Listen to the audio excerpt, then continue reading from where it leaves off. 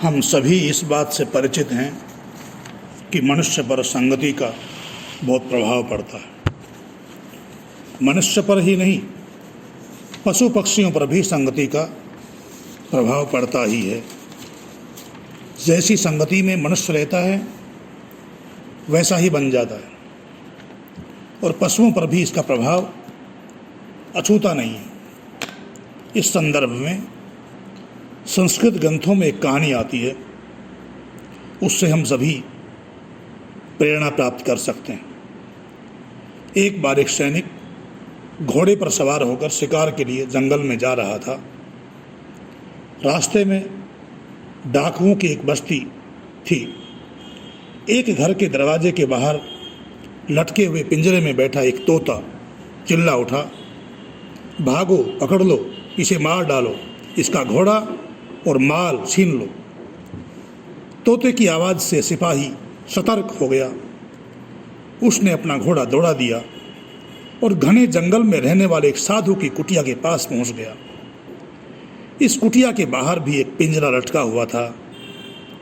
पिंजरे में बैठे एक तोते ने कहा, भाई आओ, थक गए हो, विश्राम करो, तुम्हारा स्वागत है। आवाज़ सुनकर साधु महाराज अपनी कुटिया से बाहर पधारे और उन्होंने उस थके हुए सिपाही की अगवानी की।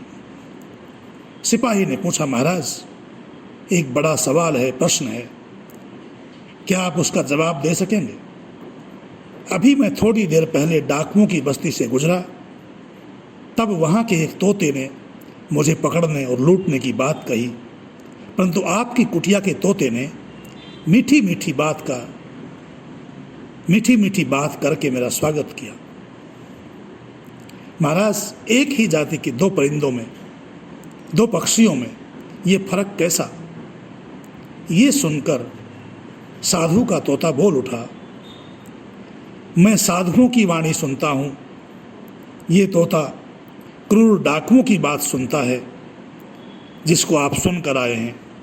न उसमें कोई बुराई है और न मुझ में कोई अच्छाई है। अच्छी या बुरी संगत से ही गुण या दोष पैदा होते हैं।